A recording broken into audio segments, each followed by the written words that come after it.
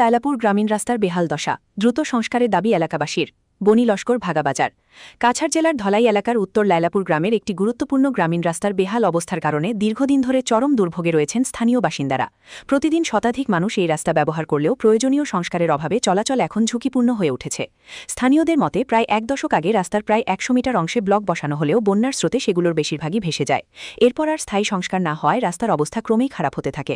বাধ্য হয়ে গ্রামবাসীরা নিজেদের উদ্যোগে পাথর ফেলে স্বাভাবিকভাবে চলাচলের ব্যবস্থা করেছেন। বর্তমানে রাস্তার বিভিন্ন অংশে বড় বড় গর্ত, কাদা ও অসমতল অবস্থা বিরাজ করছে। বর্ষাকালে পরিস্থিতি আরও ভয়াবহ হয়ে ওঠে। স্কুল কলেজের শিক্ষার্থী, কৃষক, ব্যবসায়ী সহ সাধারণ মানুষ প্রতিদিন চরম ভোগান্তির শিকার হচ্ছেন।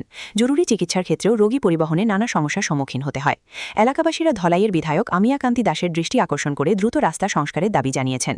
তাদের আশা, সংশ্লিষ্ট বিভাগ দ্রুত পদক্ষেপ নিয়ে দীর্ঘদিনের এই সমস্যার স্থায়ী সমাধান করবে। রাস্তা তো খুব বেশি ভাগ নানি কিতা হইবা সরকারের কাছে?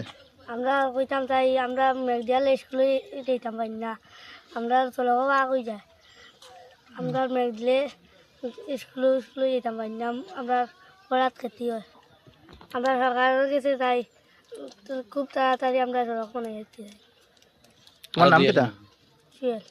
আমরা মেঘদিলে স্কুল মসজিদ যেতে হয় না, স্কুল মসজিদে যেতে লাগেন ক্ষতি হয়। মেঘদিলে কত ফাঁক হয়ে যায় লাগেন, আমরা তার লাগেন সরকারের কাছে যাই সড়কটা 30 পর্যন্ত ফিস হইতো মানে যে তো হয় না, একবারে বুট তো দিলাম।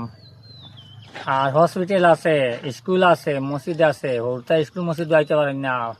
মেঘবাদলি দিয়ে যদি আঁটু পানি হয়ে যায় গিয়ে রাস্তাটা আপনারা সাহায্য করেন জানি আমরা